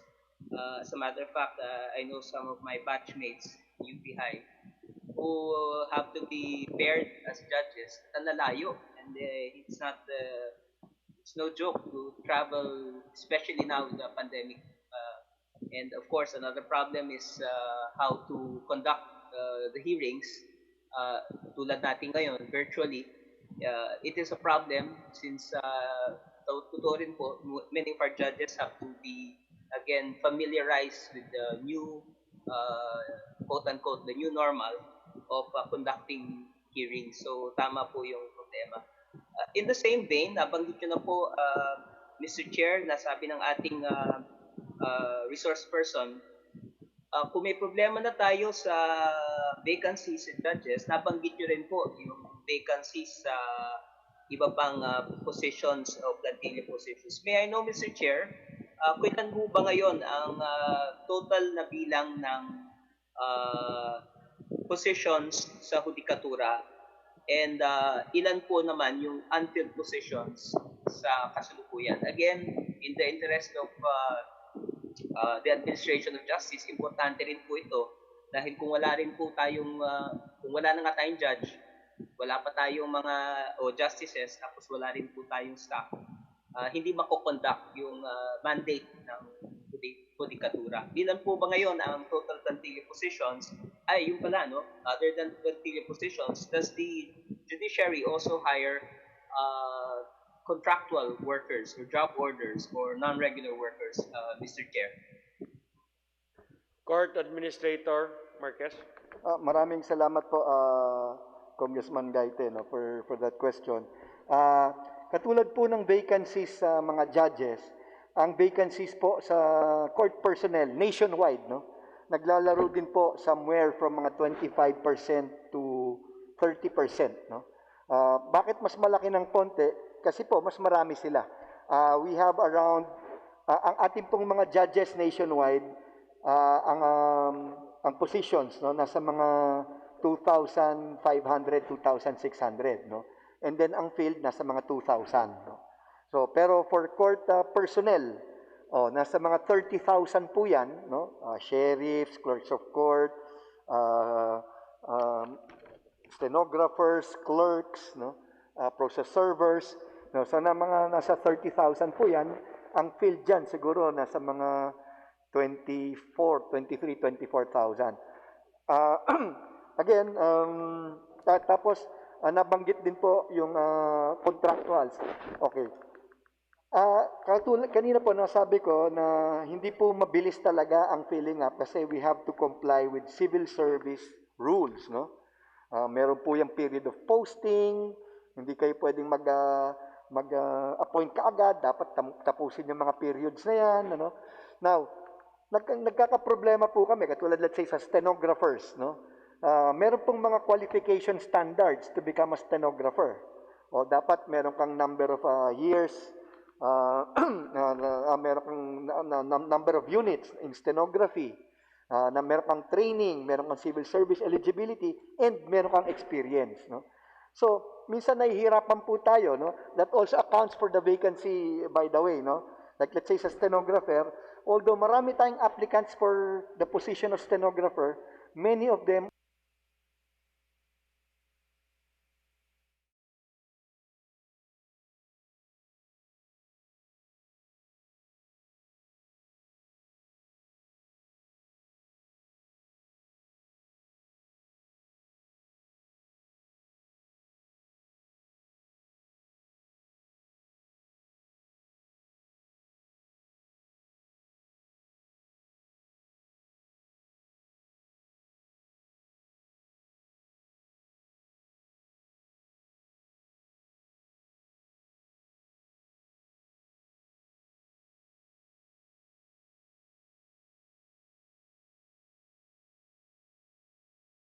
experience. At sinasabi rin po natin, during that period that you are hired as a contractual stenographer, dapat mag-comply ka na dun sa civil service eligibility mo. Mag-exam ka na ng civil service at dapat maipasa mo na yan. No? So, yun po ang isang remedy na ginawa natin in the last 3 or 4 years. No? So, while we have a vacancy rate for lower court personnel of around 25 to 30%, meron po tayong mga contractual stenographers na kinuha, no? Para po makuha nila yung necessary experience, and then pag meron na po silang karanasan, they can apply for permanent positions, no? So again, while they are already doing their job as contractual stenographers, hindi po natin sila pwedeng isama doon sa data natin na filled up yung position na yun kasi contractual lang po sila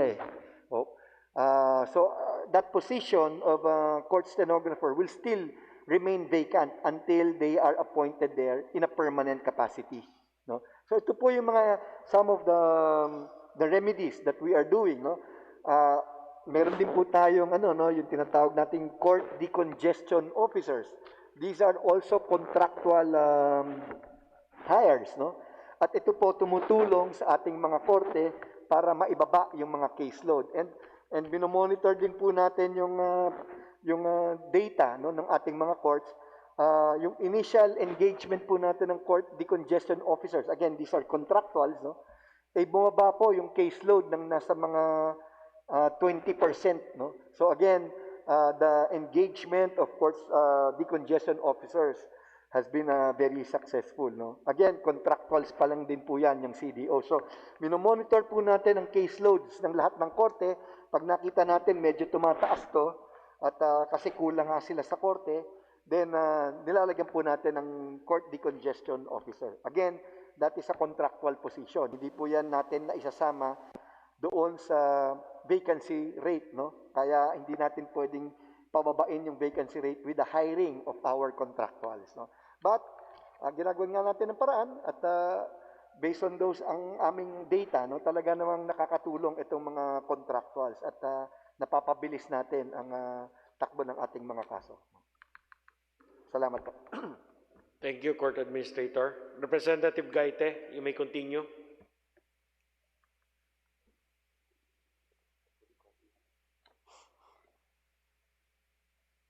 Representative Ferdy Gaite, you still have a follow-up question?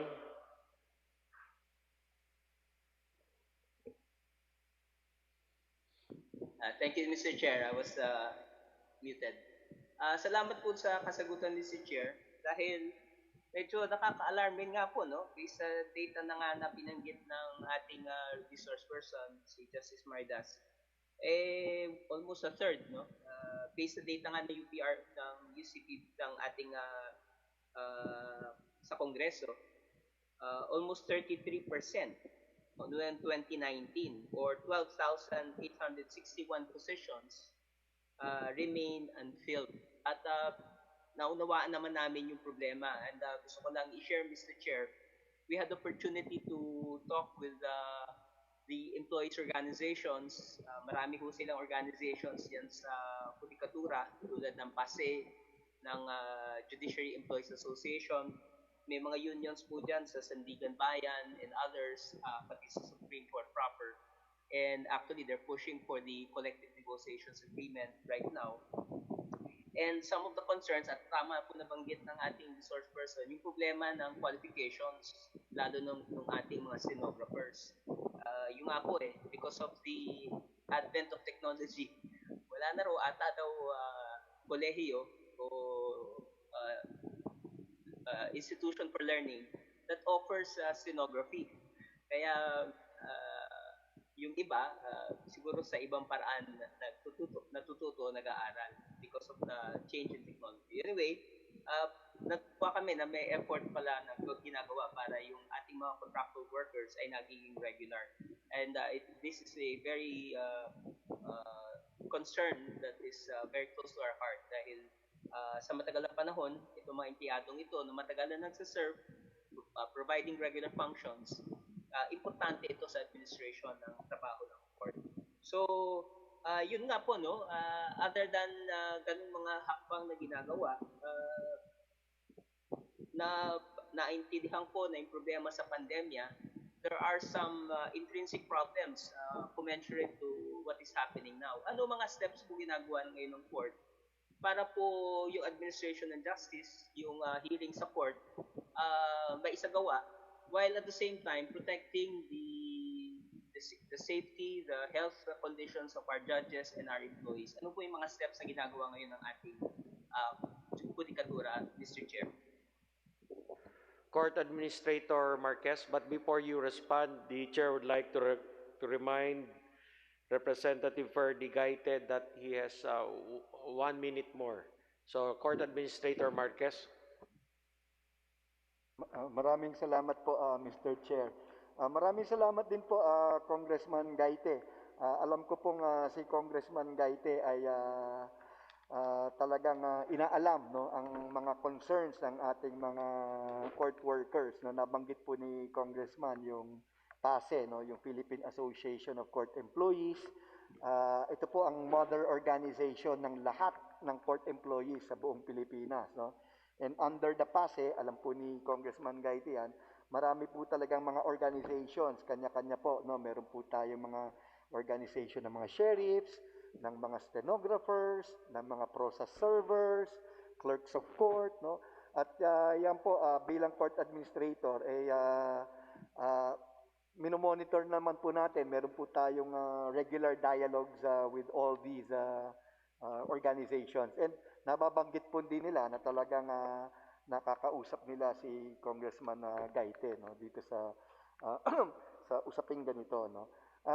Doon po sa tanong niya, no, kung ano po ba ang mga ginawa natin, no, and how we are able to adapt to the tinatawag nating new normal, katulad po na nabanggit ko kanina, talagang I think we will really have to rely already on online communications, no, whether virtual hearing yan, virtual meetings yan, no. And slowly talagang doon na po kami papunta. In fact, dati-rati po, ang ating pong mga court workers, meron niyang annual convention, no? Talagang pupunta sa isang lugar and then pupunta kami doon as court administrator or minsan po si Deputy Court Administrator Villanueva, pag hindi po ako pwede, talagang makikipag-dialogue. Ngayon po, ang kanilang convention virtual na rin, no? And we are trying to adjust to all these, no. Aware naman po kami, no. Alam naman po namin lahat, halos lahat ng kanilang hinaing, no. At ito naman po ay talagang sinusubukan natin na gampanan, no, at sagutin, no. So talagang hindi po natin pinapabayaan yan, ano, ang ating mga PASE, no, yung Philippine Association of Court Employees. Kasama po natin yan sa pagsulong ng ating hudikatura, no? Kasi kung hindi naman din po sa kanila, hindi naman po natin talaga magagawa rin ang ating tungkulin, no? Hindi tayo magkakaroon ng more efficient, effective, and responsive judiciary without our court workers. So talagang nakatutok din po kami sa kanilang mga concerns, no? Maraming salamat po. Okay. Representative Gaite, 1 minute more. Okay, maraming salamat po, Mr. Chair. Doon sa huling siguro katanungan, bago po magtapos, Mr. Chair, nung huli kami nag-usap ng PASE, ng Judiciary Employees Association, yung union rin po sa Sandigan Bayan, sa Supreme Court proper, Court of Appeals, Court of Tax Appeals, napag-usapan na yung merong positive na tumugon ang ating mataas na hukuman hinggil sa panawagan na magkaroon ng collective negotiations agreement o CNA. Naabang-abangan na nila ito dahil marami pong usapin na gusto nilang maisama para sa pagpapaunlad ng kanilang working conditions bilang mga kawani, bilang manggagawa. And more so, lalo na sa panahon ng pandemya, baka pwede hong makapagbigay ng update ano na ang status ng ating prosesong ito At napansin ko, humahaba ng buhok ni Justice Maidas Marquez. Bukas na po yung ating mga barberya ngayon, pero yung unang tinitingnan ko, hindi ko pa nakilala si Justice Maidas eh. Siya pala yan. Pero anyway, biro lang po. Pero ano ho na po ba ang status ng ating pinapropose sa collective negotiation? So yun na po ang last question ko at maraming salamat po, kagalang-galang na Chair. Thank you very much, Representative Ferdy Gaite. But before I recognize Court Administrator Marquez, the Chair would like to recognize the indefatigable, energetic Deputy Speaker, Dong Gonzales. So, Court Administrator Marquez. Maraming salamat po again, Congressman Gaite. Medyo kinakabahan lang ho ako magpagupit at baka doon pa ako mahawa. Halos araw-araw ho, kausap ko po yung ating Chief Justice. Mahirap po. So, nag-iingat lang po ako.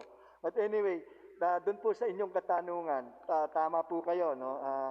Ang huli pong pagkaalala ko dyan sa collective bargaining agreement, no, between the mga yung nasa Supreme Court, Court of Appeals, Court of Tax Appeals, and Sandigan Bayan, dun ho sa huling pulong namin, no,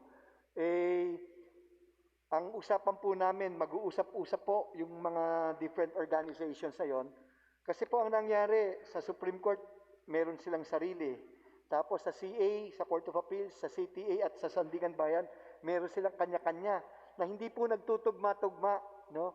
So ang akin pong suggestion nung huli po naming pagpupulong ay mag-usap-usap po sila at kung maari po mag-present po ng isang comprehensive that will be uniform, no, for all court workers para po pantay-pantay, walang nakakalamang, no? Kasi minsan merong benepisyong hinihingi ang CTA pero dun sa CA wala, na meron dun sa Sandigan Bayan pero wala po dun sa Supreme Court, no? Pare-pareho naman po tayong mga kawani ng hudikatura. So ang akin pong palagay dapat po pare-pareho. So yun po ang huli naming naalala kong status niyan.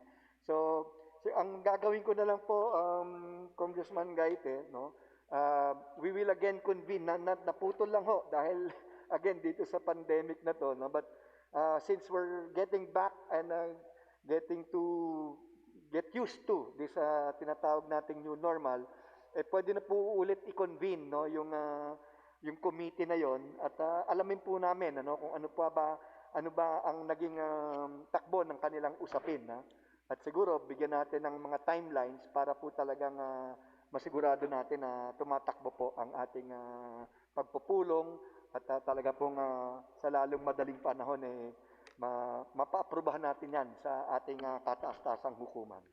Maraming salamat po again, Congressman Gaite. Thank you, Court Administrator Marquez. Thank you also, Representative Ferdy Gaite. Next, the Chair would like to recognize Representative David Suarez.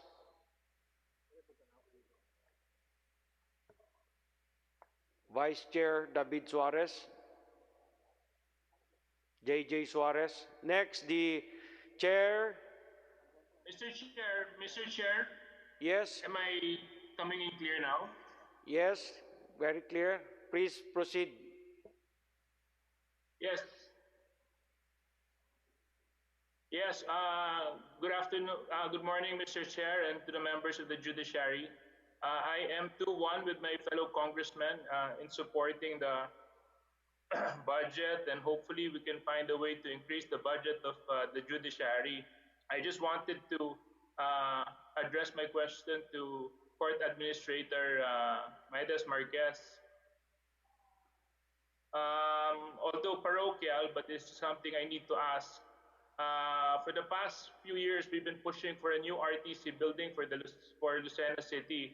Ito po kasing RTC building sa Lucena City, 1930s pa yata itong building na to, and as is, it can't really provide the proper venue to address the judicial needs of the province of Quezon. And so the province pushed for a donation of lot to the judiciary, hoping that we can establish a new judicial complex. Can I just ask from the court administrator, what is the status of this project, Mr. Chair?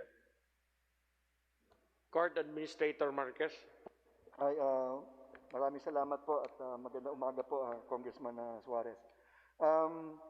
Well, talagang meron po tayong mga newly created courts doon, ano? At wala pa po tayong bagong Hall of Justice, kaya ang ginagawa po natin pagka sa mga ganyang pagkakataon, naghahanap po talaga tayo, kumakausap muna tayo ng LGU, kung hindi po makapagbigay ang LGU, naghahanap po tayo ng mga lugar na kung saan uupahan po natin para doon muna natin ilalagay yung mga new courts, no?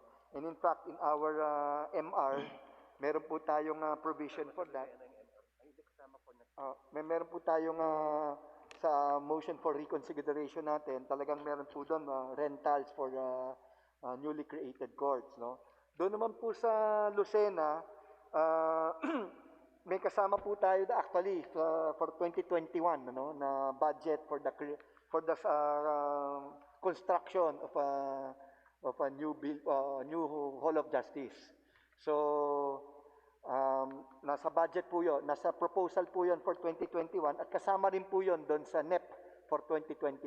Hindi na po natin kailangan mag-alala doon sa MR kasi doon po sa NEP nandun po yun. Kasi talagang kung di po, nag-usap din po kami ni Congressman Suarez naman dati at ito naman po ay pinangako natin sa kanya. Kaya kasama po yung kasama po doon sa aming proposed budget at kinatigan naman po ng DBM, kaya sinama po sa NEP for Lucena City. Okay, Congressman JJ, nandun na daw. Thank you very much, Mr. Chair. Mr. Chair, we usually provide the judiciary inter-branch respect with regards to their budget presentations here in the committee level. So if there are no other questions from our fellow colleagues, we still have one more. With the budget We still have one more. Representative Suarez, one last. The chair, are you done with your questioning? So the chair would recognize next. I will yield my motion to the next congressman for their interpolation. Thank you very much, Mr. Chair. Next, the chair would like to recognize Representative Zarate. Representative Carlos Zarate. Thank you, Mr. Chair. Maiksi na lang po, no? Hindi po kasi sa aking atensyon, no, na may mga korte po tayo na may mga personnel, no, na nagkakaroon ng kaso na positibo sila sa pandemya sa COVID. Pero gusto ko where that branch is located should be at least lockdown for a few days at magkaroon ng disinfection or quarantine, Mr. Chair. Ano ba ang protocols na naka-implement ngayon sa lahat na courts, no? Including the first level courts, Mr. Chair? Court Administrator Marquez. Thank you, Mr. Chair, at maraming salamat din po sa tanong, Congressman Zarate. Katulad po ng nabanggit ko kanina, no, pagputok pa lang po ng pandemya at nagsimula tayong mag-lockdown noong March 17, 2020. Siguro between March 17 and presently, no, baka nakapag-issue po kami ng mahigit kumulang 30 circulars, no? Both the Chief Justice, yung mga administrative circulars niya, and yung circular ng Office of the Court Administrator. Kasi talagang minomonitor po natin yan halos weekly, no? Nag-ECQ, nag-GCQ, MECQ, bumalik ng GCQ, MGCQ. So talagang sinasabayan po namin, no? Now, doon po sa protocols, nandun na po, no? Meron po tayong mga protocols na talagang sinusunod at ito po ay nakasaad doon po sa ating mga circulars na pinalabas, no? Halimbawa po, kung meron pong yung judge mismo o kaya isang court personnel ng isang branch ay nag-test positive, no, via swab test ng COVID positive, talaga pong that branch, talagang sinasarado po natin yan for 14 days. Pero, kung yung judge po, halimbawa, asymptomatic, no? O yung judge mismo ang nag-test positive pero asymptomatic naman siya, so naka-home quarantine siya at kaya naman niyang tumuloy sa mga hearings, pwede ho siyang video conferencing hearings from home. No? Now, kung ang court personnel ho ang nag-positive, again, the whole branch will be closed for 14 days. Pero hindi ho sarado talaga yung korte kasi kahit nandun sila sa kanilang mga tahanan ay pwede pa ho rin mag-video conferencing hearings from home. Siyempre, pag yung judge na mismo ang positive at medyo may mga symptoms, talagang tigil po ang hearing doon sa korteng yon at lahat po, nakasarado po yon for 14 days. And while it is closed, meron na po yung mga disinfection na ginagawa. No?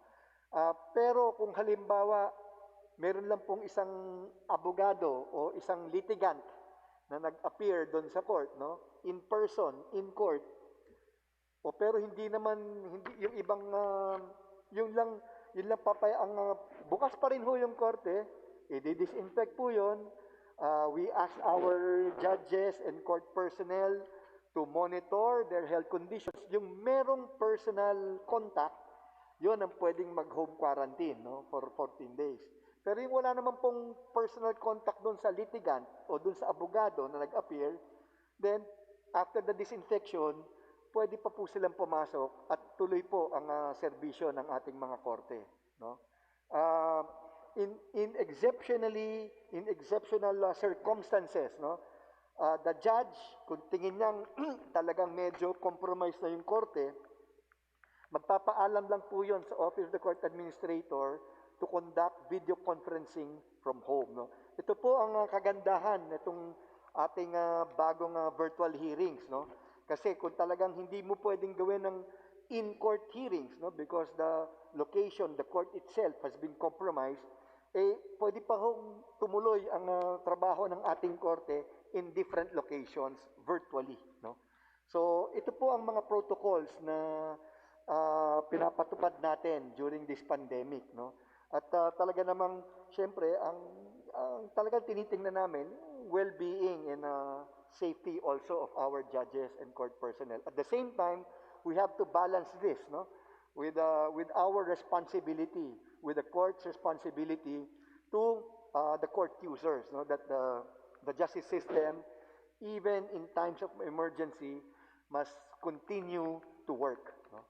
So yan po ang aming mga protocols. Maraming salamat po, Congressman Zarate. Yes, Congressman Zarate, for your next question. Yes, thank you, Mr. Chair. Thank you, Administrator Magdas. Kadugtong pa rin po dito, may tanong ko lang po, may provision po ba ang Judiciary, for example, doon sa pag-conduct ng mass testing, no? In particular location, for example, or judicial region, or even in a particular Hall of Justice kung saan nandoon yung mga maraming korte natin na in the event na nagkaroon ng transmission, no, ng COVID-19. Tinanong ko po ito dahil alam naman ni Court Administrator Maidas yan, yung mga abogado, no, na naglalagari yan. Kung yung abogado na naglalagari ng appearances, no, pumasok sa maraming korte, so the possibility of, halimbawa siya ay naging asymptomatic siya pero naging positive siya sa COVID-19, lahat ng korte na pinasukan niya ay posible, no, na magkakaroon ng transmission. So siguro very extreme itong iniisip ko, kaya natanong ko lang, sa inyo bang budget, na pinapanukala ngayon at kahit doon sa naka-MR ay mayroong provision for this kind of service, no, na yung mass testing, no. Hindi ko naman sinasabi na ito yung, of course gusto natin yung RT-PCR, the gold standard, no, but for example yung antigen testing, no, to just test like yung ginagawa ngayon dyan sa House of Representatives na before you come into the meeting room, no, budget briefing room, ay nagsaswab, no. So yun yung panghuli kong tanong, Mr. Chair. Maraming salamat sa nagiging mga tugon at kasagutan ni Administrator Maidas. At sa inyo, Mr. Chair, maraming salamat po. Magandang tanghali po sa ating lahat. Thank you, Representative Carlos Zarate. For the reply, Court Administrator Marquez. Maraming salamat po, Mr. Chair. As of now, really, no, for 2020, and even in the MR, wala po talaga tayong provision for mass testing, no? Because minomonitor lang po natin on a weekly basis, no, kung ano nangyayari, at sumusunod tayo po sa mga nilalabas po ng DOH, no. Kailangan po ba i-test lahat? Ang latest ay parang wala namang kailangang mass testing unless meron kang symptoms, no. So ang nangyayari po for now, kung halimbawa sa isang LGU, no, yung ating Hall of Justice doon, merong ang abogadong labas-pasok at nakikipag-ugnayan po tayo doon sa LGU. And as of now, ang LGU po, no, ang gumagawa ng mga testing for our judges and court personnel. But from our end po, no, from our end, if the judges and the court personnel would like to have their own tests, meron na po kaming recommendation sa Supreme Court that expenses for testing be reimbursed to our judges and court personnel, no? So I don't see anything. I don't foresee that that will be denied, no? So nakapending na po yun. So maybe soon that will be granted na po. Salamat po.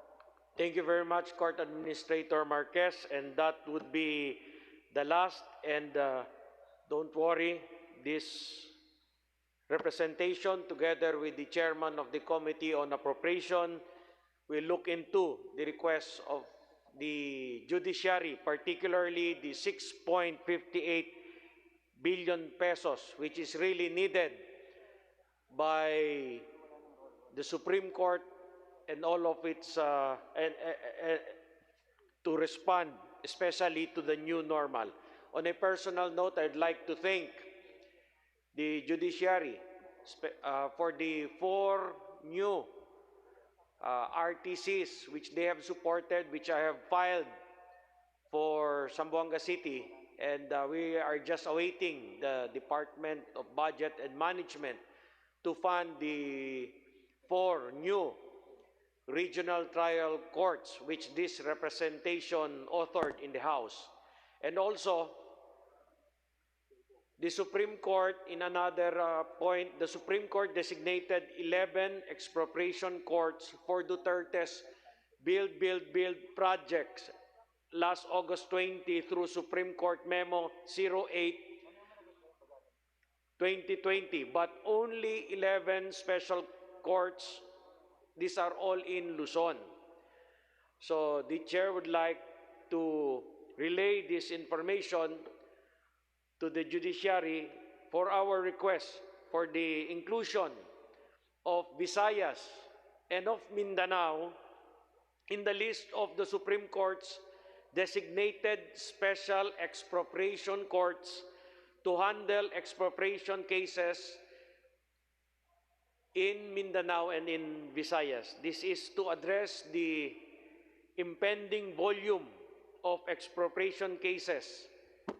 And if we can expedite, this would help fast-track the Build program of the Duterte administration. And please consider especially Davao City and Zamboanga City in this request. Court Administrator Marquez. Maraming salamat po, Mr. Chair.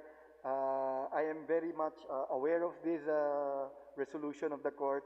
Ako po mismo ang nag-recommend, no, for the designation of these special courts.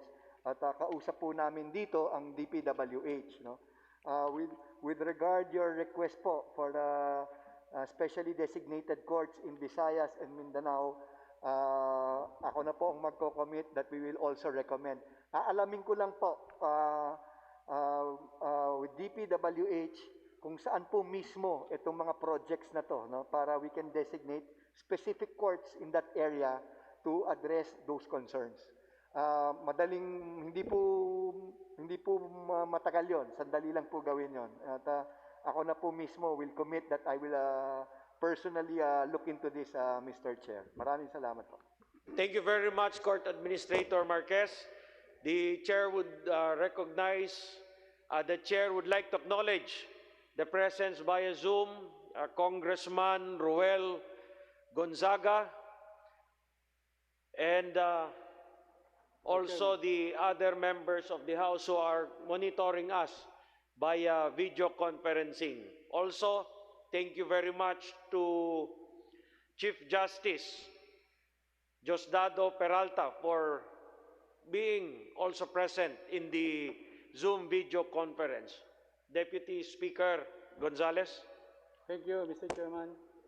Mr. Chairman, on that note, I move to terminate the budget of the Judiciary for 2021. So move, Mr. Chairman. There has been a motion to terminate the budget briefing of the Judiciary. Do I hear any second? I second. Duly seconded, the budget briefing for the Judiciary is terminated. The chair calls for a 10-minute suspension.